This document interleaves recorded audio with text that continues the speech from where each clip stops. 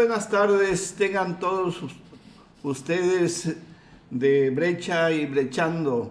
No sé si se esté escuchando, creo que falla un poquito el micrófono. Está bien el micrófono.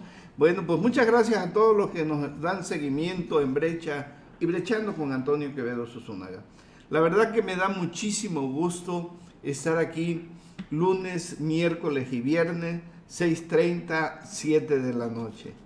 Y bueno, pues me da mucho más gusto tener aquí en este enlace con Zoom a un joven maestro, un economista, egresado de la Facultad de Economía, consultor, maestro, investigador de mercado político y mercado económico, Joel Salomón. Muchas gracias, Toño. Muy buenas tardes. Qué gusto saludarte. La verdad que me da mucho gusto. Bueno, tú eres investigador tanto de asuntos políticos como de mercado, ¿verdad? Sí, bueno, asuntos electorales que yo creo que, ¿qué será? De 94 para acá fue cuando hicieron su aparición las encuestas en México Del y no... se puso de moda lo que se llama la demoscopía, el Ajá. estudio duro del comportamiento electoral. Antes no era necesario, Toño. Decían que en México se sabía quién iba a ganar antes del proceso. Era cierto eso. Y a veces decían, esperen al tapado. Fíjate, realmente la incógnita era quién era el tapado. No, Así es. no era necesario hacer sondeos de opinión.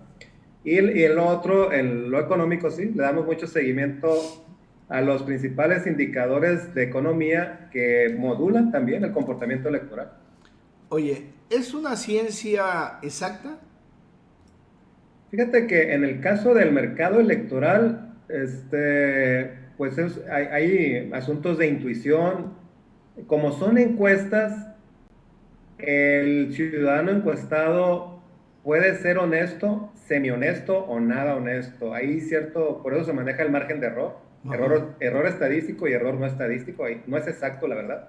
En el caso de economía, hay datos exactos y datos inexactos. Te voy a poner un ejemplo. El empleo formal es un dato duro exacto, porque son la gente formalmente registrada ante el Instituto Mexicano del Seguro Social. Pero la desocupación, por ejemplo, es inexacto porque es una encuesta y a la gente le preguntan si ha estado ocupada la última semana, si tiene empleo o ha buscado empleo. Entonces, ahí es una encuesta, la desocupación, y en el caso del empleo es un dato duro, la gente que está registrada ante el Seguro Social. Hay de las dos variantes y el secreto está en la experiencia acumulada con el tiempo que te da una visión, un criterio para ponderar cada variable. Oye, en la mañana que hablamos, yo tenía muchas dudas y te las quería consultar, pero ahorita esas dudas te las voy a consultar aquí abierta al público. Eh, el Instituto Nacional Electoral ayer canceló alrededor de 60 candidaturas a Morena. Por el, En total como 200, ¿eh, Toño? son como 200, ¿verdad? A Morena esas, pero en total fueron muchísimas, ¿eh? Bueno, esto se me hizo un poco exagerado. Yo no conozco exactamente si sea legal o no legal, si la ley sea muy estricta por el hecho de no presentar gastos de precampaña o esto, pues ya tú pierdes la oportunidad de la campaña, que la campaña todavía no la iniciamos. Pero me da la impresión de que el INE castigó excesivamente a estos candidatos. Es como, y pongo un ejemplo, es como si yo voy circulando en mi vehículo, me paso un alto y el de tránsito me detiene y en lugar de entregarme una sanción, una boleta de decir tienes que pagar porque no te fijaste y te pasaste un alto. No, agarra y me dice, bájate del vehículo porque me llevo tu vehículo, ¿no? Digo, aquí en este caso le dijeron, simplemente te bajo de la candidatura y tú ya no eres candidato. ¿Qué? De verdad que perrones se vieron, ¿no? Dura let's, sets let's. La ley es dura, pero es la ley. Así se vieron, ¿no? Ajá. Oye, ¿así lo establece la ley? Fíjate, Toño, que es un caso bien interesante porque uno de los principios rectores de la autoridad electoral tiene, si mal no recuerdo, son 6 principios rectores. Es certeza, legalidad, independencia, imparcialidad, objetividad y, máxima transparencia. Fíjate, esos son los principios rectores, son como los valores que debe tener al momento de elaborar un dictamen, una autoridad electoral, en este caso Lorenzo Córdoba, Ciro Murayama, todos ellos. Uno es legalidad, lo que dice la ley.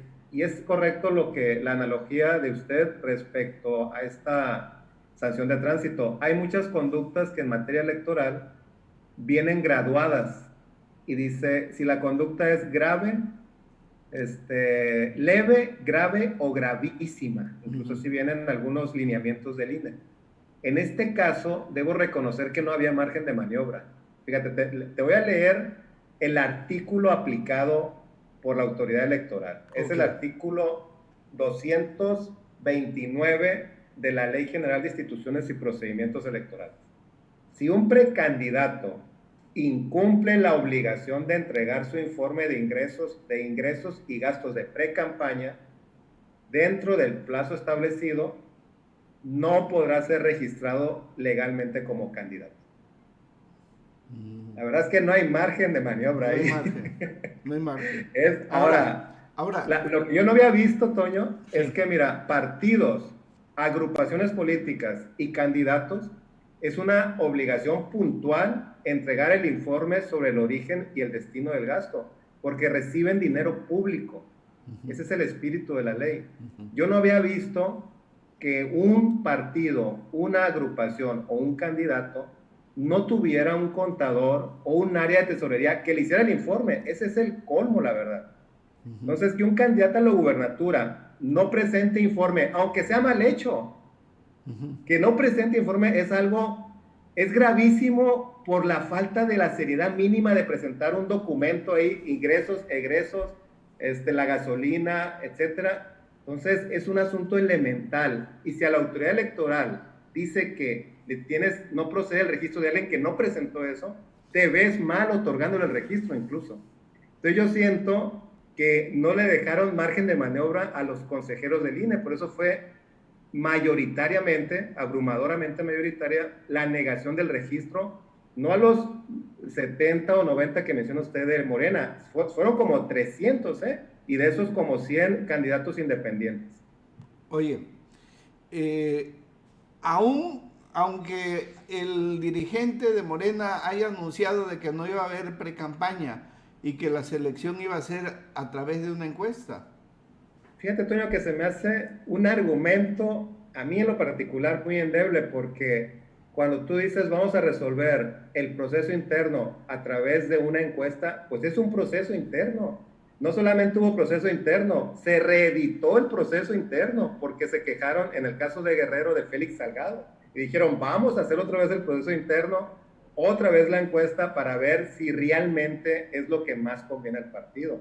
Se me hace muy endeble el argumento, y como en todo Estado de Derecho, tienen la opción de recurrir la resolución ante el Tribunal Electoral, que en términos jurídicos tiene la verdad legal. A ver cómo les va el tribunal y a cómo hemos estado, a ver con qué nos sale el tribunal y qué argumentación. Sí, tienes razón.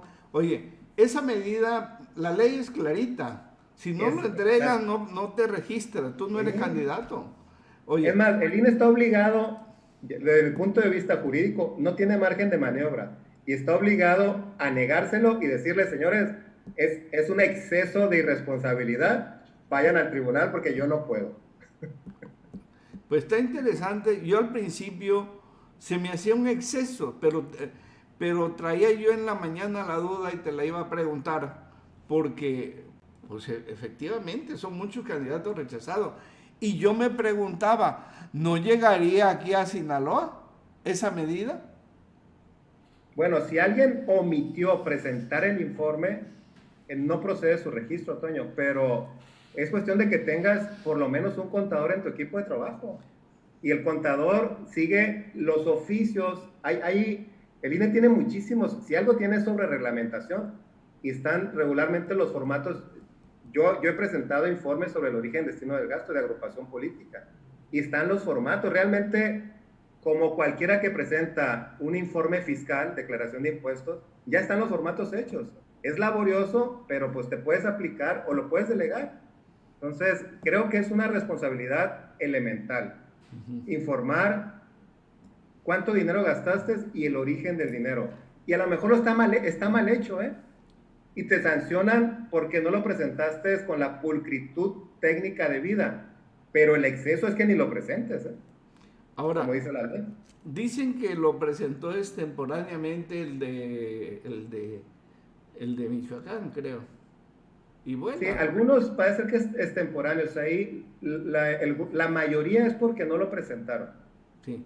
Bueno, pues esto, Joel, nos enseña, aunque les duela mucho a los que resultaron afectados, pero si así es la ley, que se aplique. Además hay un principio, cuando la ley es clara no hay margen a la controversia. Ajá. O sea, si no lo presentas, no procede a registrar un candidato. Pues ahí está muy claro. Bueno, pues el macedonio tal se quedó fuera, que es el caso más escandaloso. Bueno, le falta el recurso ante el tribunal, ¿eh? Bueno, a lo mejor el tribunal se la perdona. ¿Sí? El tribunal hay que dejarle claro al auditorio que es la máxima instancia jurisdiccional en materia electoral. Es última instancia, no hay Suprema Corte aquí. El tribunal resuelve en última instancia cualquier litigio. La Suprema Corte en materia electoral nomás tiene una atribución, la Suprema Corte, que es revisar, si así lo impugna alguien, la constitucionalidad de una ley, pero cuando la emiten. Ya que la ley está funcionando y hay litigios, ahí es el Tribunal Electoral la máxima instancia. Oye, Joel, pero si la ley dice eso, no va a tener margen.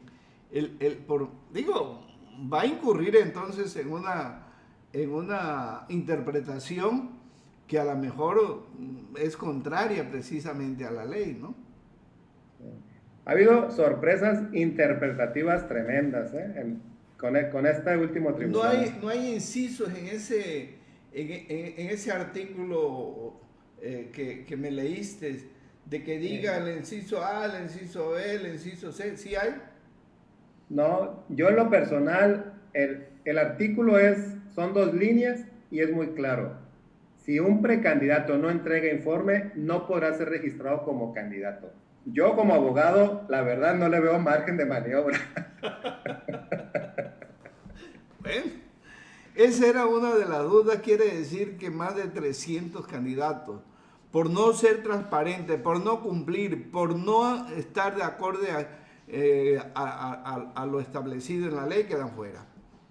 Fíjate, yo lo he vivido, Toño, me ha tocado muchas campañas, y a lo que se recurre es, si estás abrumado de trabajo, digamos, político, electoral de tierra, y estás retrasado en la parte administrativa, contable de una campaña, pues presentas el informe como puedas.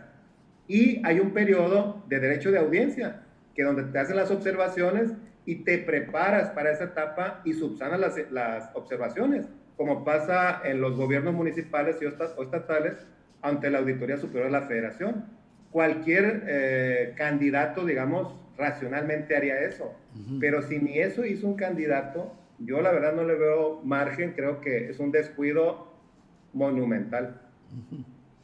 Oye, quiero decirle y comentarle al auditorio que Joel Salomón tiene mucha experiencia. Yo lo conocí hace mucho tiempo. precisamente en una dinámica de crear la organización que finalmente fundaste con una serie de jóvenes, ¿no? Sí, claro. ¿Cómo se llama? Instituto Ciudadano de Estudios Políticos, y obtuvimos el registro como agrupación política nacional. Uh-huh. Y el objetivo de las agrupaciones es hacer actividades de educación y capacitación política. Uh-huh. Pero, fíjese, la figura jurídica es la misma para constituirla. Son los mismos procedimientos que formaba un partido político nacional, nomás que en menor cuantía. Y las responsabilidades fiscales y administrativas son las mismas, en menor magnitud, pero son las mismas. Entonces, yo que he tenido la oportunidad de hacer trámites ante el INE de comprobación de ese tipo de recursos y ese tipo de actividades, se me hace que la omisión de un informe anual sobre el origen y el destino del gasto de una precampaña es inaceptable para cualquier gente que se dedique a la política en México. O sea que ahí no hay para dónde hacerse, la ley es clarita y el orden legal que deben llevar es bastante exigente. Y yo te lo voy a decir, por ejemplo, si yo no me registro, si no está registrada mi empresa, no puedo facturar y tengo que registrarme ante el INE, bueno, ante Hacienda y ante el INE, ¿no? Por ejemplo, si no estás registrado fiscalmente, pues no puedes tramitar una cuenta bancaria, una terminal de pagos, etcétera, etcétera. Y como los partidos reciben financiamiento público para pre-campañas, incluso, los partidos son entidades de interés público, y si sobre algo están los ojos de la opinión pública, es sobre el dinero excesivo que se entrega a los partidos. Sí. Pues lo mínimo es rendir cuentas sobre ese dinero.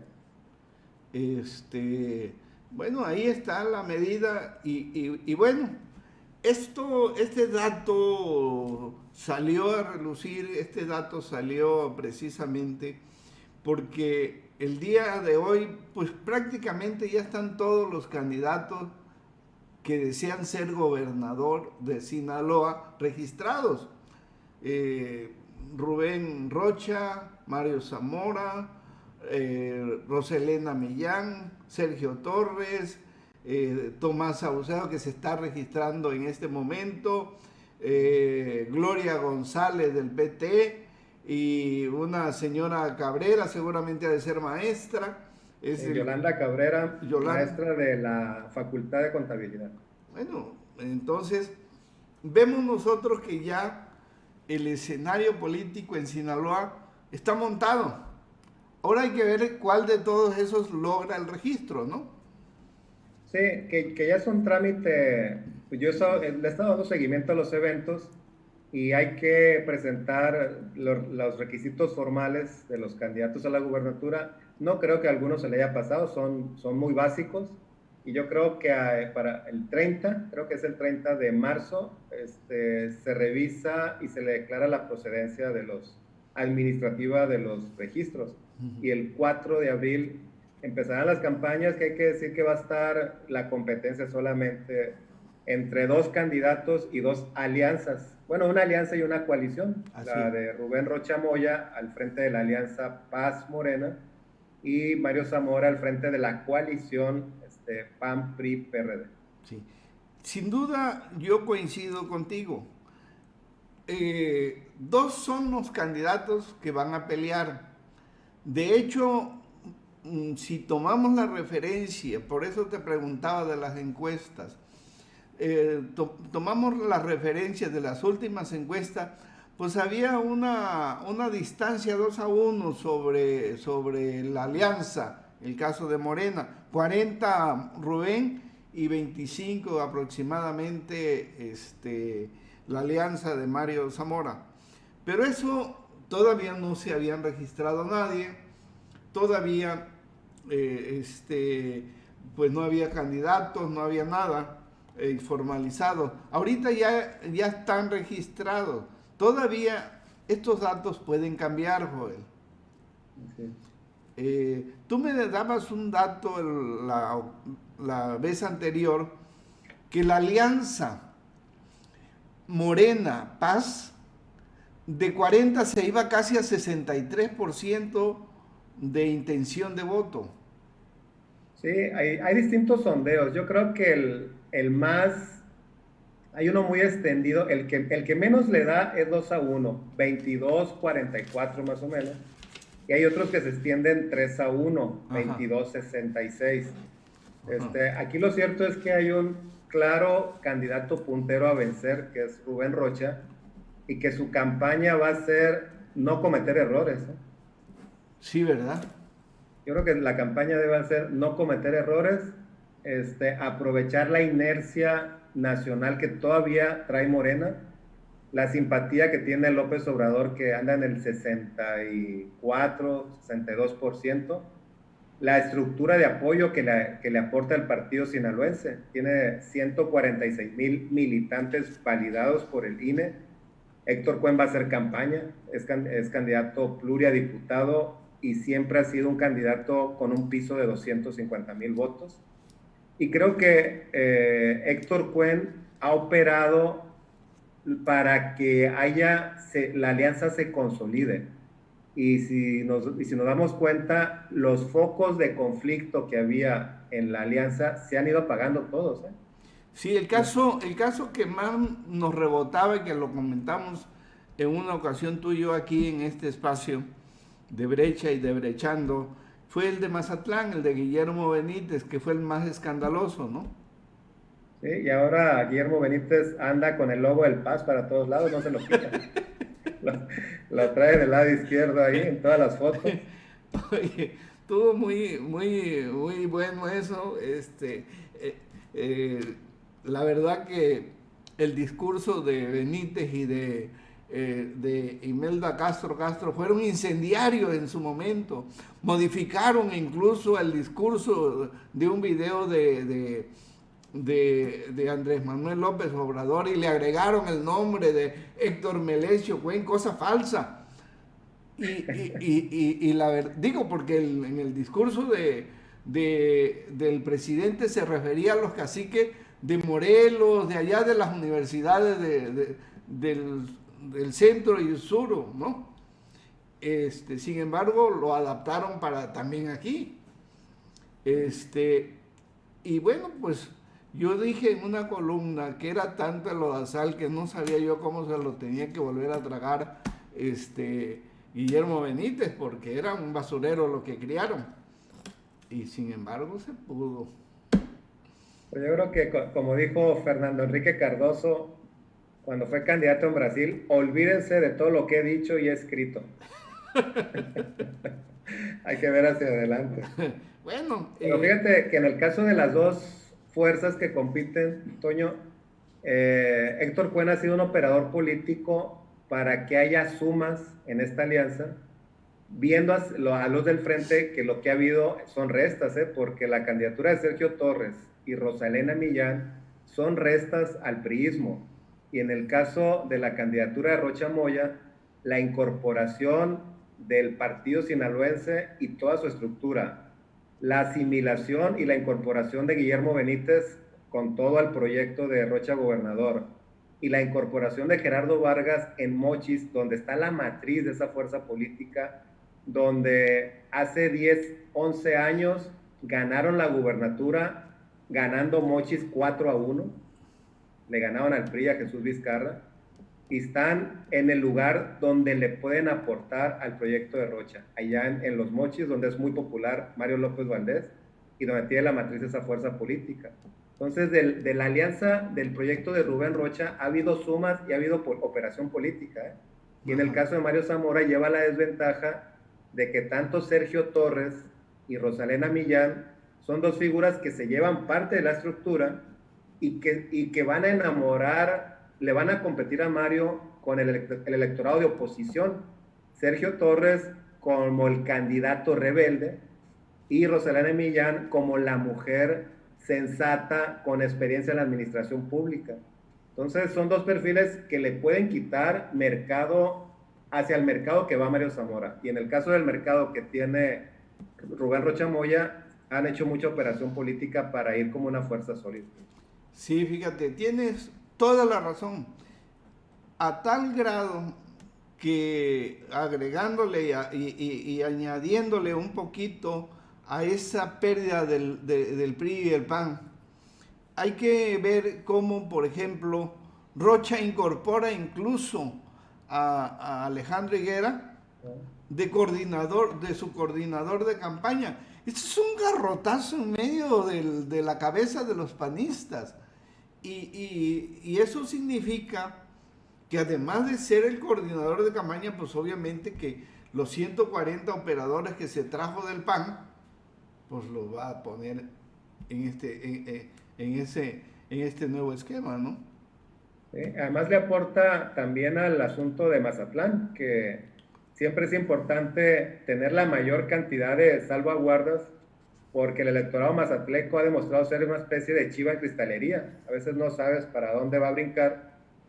Y Mazatlán, con Benítez, con Alejandro Higuera, con la inercia que trae Morena, es muy importante, es más o menos como el 15% de la lista nominal. AOME, con la incorporación del malobismo y la suma técnica electoral, digamos, en términos de votos al proyecto de Rocha y a la alianza con el PAS, también AOME es otro 15% de la lista nominal. Culiacán, donde el PAS tiene la mayor presencia y la operatividad político-electoral, representa el 30% de la lista nominal, y quedaría Guasave. Los 4 municipios, Toño, Mazatlán, Culiacán, Ahome y Guasave, son el 72% de los electores. Fíjate, no, ya con eso. Fíjate que has dado un dato muy interesante. En Ahome le resta Gerardo. En Culiacán le resta Roselena y Sergio. Y en Mazatlán le resta Higuera y el mismo Guillermo Benítez a esos grupos. O sea que la verdad es que, sin duda, yo no sé cómo le va a tener que hacer Mario para poder reponer lo que le van a golpear en Ahome. En Ahome trae pleito casado con los malovistas. Aquí, ¿Sí? Además, y aquí, pues Rosalena Millán no es de las líderes chiquitas. Además, es una de las mujeres que tiene más discursos dentro del PRI. ¿sí? Además, yo creo que tiene un perfil que puede jalar a las mujeres que no simpatizan con la 4T, con Andrés Manuel López Obrador.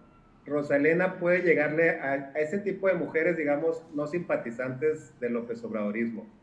Y los hombres no simpatizantes, ese mercado electoral, pues Sergio Torres trae un discurso más opositor que Mario. Yo no sé, Mario Zamora, qué tipo de discurso va a traer para captar al mercado susceptible de votar por él. Yo creo que el Sergio Torres se ha posicionado con un discurso más crítico, más opositor, como debe ser si desea competir. Entonces yo creo que hace falta ver la definición de la campaña de Mario Zamora, que no lo veo muy claro porque hasta lo veo a veces condescendiente con el gobierno federal. Sí. Fíjate que yo también le he estado dando seguimiento al discurso de Sergio Torres. Se me hace que es el más irreverente que ha habido en todo este proceso. Sin embargo, los diagnósticos que se hacen a nivel nacional, hay la percepción de una posible caída del movimiento ciudadano. Sí, es correcto. Tanto en Jalisco como en Nuevo León, en la Ciudad de México, y que puede bajar de los 5% que tiene a menos del 2%. Eso debe traer muy preocupado a Dante Delgado Ranauro, que es mi paisano allá en Veracruz. Y es una razón muy sencilla, Toño. ¿Cuántas veces has visto a Dante Delgado en medios de comunicación? ¿No? Como un líder de oposición con un discurso alternativo, con un diagnóstico de las partes que no funcionan, que es el papel de la oposición, presionar en lo que no funciona. Y es un partido que ha tenido su zona de oportunidad pero de repente como que se va a la zona de confort, no alcanza a decidirse, y eso en materia electoral termina a veces pegándote mucho o eliminándote. En el caso, por ejemplo, yo tengo muy clara la referencia española. Surgió un partido que se llama Ciudadanos, por cierto, no Movimiento Ciudadano, sino Ciudadanos, y es un partido que nació, así como se puso en auge el independentismo en Cataluña. Este partido leyó muy bien que había un sector que no quería la independencia de Cataluña y que era la mitad, y que en el resto de España no les gustaba también que alguien se quisiera separar del país, y se fueron sobre ese mercado y les fue muy bien. Se convirtieron casi en la tercera fuerza en España. Tuvieron de 350 diputados que tiene el Congreso, tuvieron como 60 casi. De repente cayeron en la indefinición, si eran de un lado o eran de otro. Ellos se identificaban de centro, su discurso no quedó muy claro y no quedaron ni con los votantes de izquierda ni con los de derecha. Entonces Movimiento Ciudadano tiene tiempo que está en el Senado, que es donde tiene cierta presencia importante, digámoslo en términos muy populares mexicanos, nadando de muertito. Y si tú le preguntas al ciudadano común cuál es la posición de Movimiento Ciudadano, no te explica muy claro cuál es. Es más, no lo tenemos muy claro. Fíjate, te voy a hablar un poco de Dante Delgado. Es viejo lobo de mar, ¿no? Es un viejo lobo de mar. Lo conozco porque estudiamos juntos en la ciudad de Córdoba, Veracruz. Fuimos compañeros de banquillo. Él viene de la clase media alta. A él lo llevaban a la escuela en carro, el chofer. Durante toda su vida, pues estuvo siempre incorporado a un esquema político priista, buen orador desde que era estudiante. Estuvo trabajando con Reyes Heroles, y luego con el Gutiérrez Barrios. Imagínate si no aprendió con esas gentes. Fue gobernador interino, ¿no? Fue gobernador interino y después lo metieron al bote, lo metió Zedillo, porque se había robado parte del dinero del erario. Cuando salió porque lo metieron cuando ya había ya había fenecido la penalidad de las acusaciones. Y yo estuve precisamente en la reunión del Reencuentro Nacional en Córdoba con él. Me invitó, yo estaba aquí trabajando en el periódico Noroeste y me invitó a estar presente en esa reunión donde se reincorporaba para pegarse una lavada de la cárcel y de esos malos, ¿no? Fíjate, y son casos raros de resucitación política, ¿eh? Que estuvieron en la cárcel. Yo no me imagino a Bejarano, a Javier Duarte, a ningún político expriista que haya estado en la cárcel y resucite políticamente, ¿eh? Yo creo que ahí tiene un recordante interesante. No, tiene un gran mérito, es habilidoso, es maniobrero, es el dueño del partido. Y ahorita yo casi puedo decirte que está de la mano con Carlos Salinas de Gortari en Nuevo León y en Jalisco. Eso no... ¿por qué? ¿Por qué creo que está? Bueno, porque está operando Carlos Salinas. Carlos Salinas, la gente no lo percibe, pero ha estado operando Carlos Salinas casi en todos los estados del país. Y yo te voy a decir, por ejemplo, cuando iba a salir Javier Duarte, curiosamente, yo tengo un compañero veracruzano que estaba muy cercano de Duarte y hablando con él en ese momento me dijo, te tengo que dejar porque acaba de llegar el expresidente Carlos Salinas de Gortari. Fíjate. Y resulta que Salinas había puesto a Fidel Herrera de candidato y lo hizo gobernador.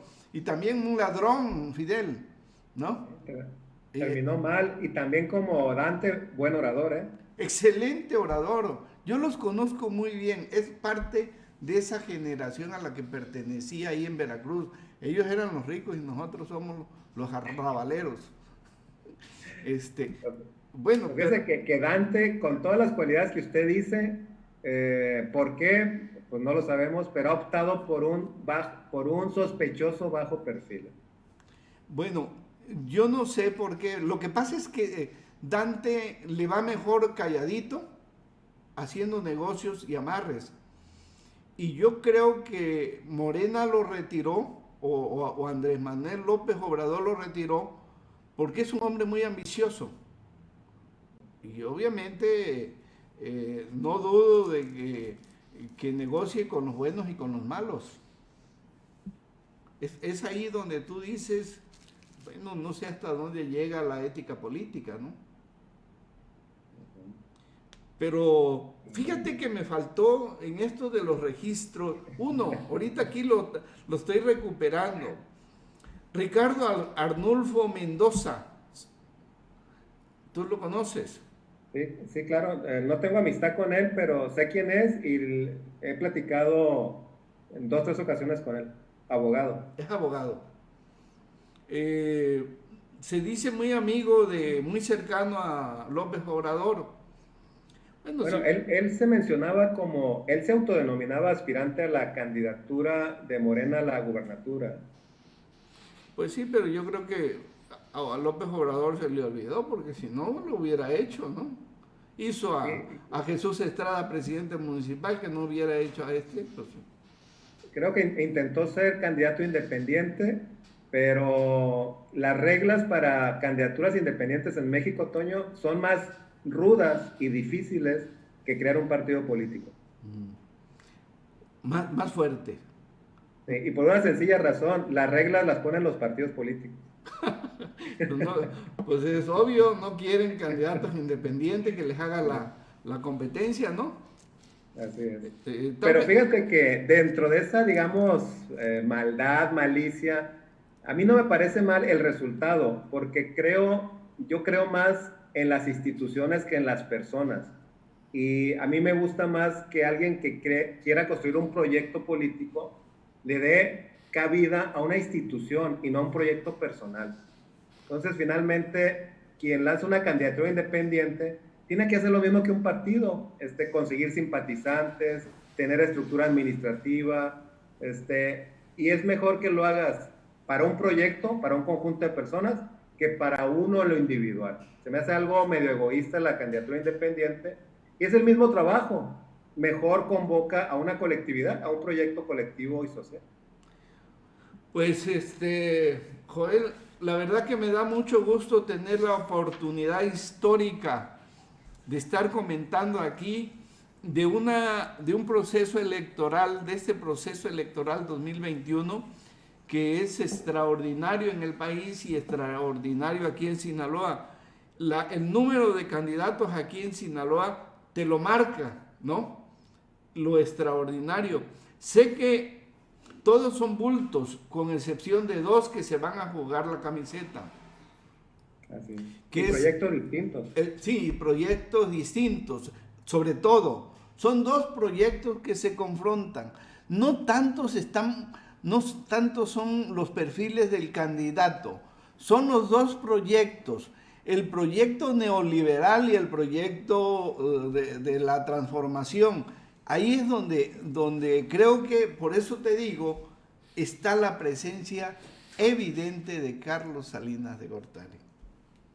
Y por el otro lado, la presencia de Andrés Manuel López Obrador. Una cariada que estamos ya observando. Oye, Toño, lo de Salinas, como se decía antes de gobernación, no se ve, pero se siente. Ah, así es. Pues Joel, me da muchísimo gusto que me hayas aceptado la invitación.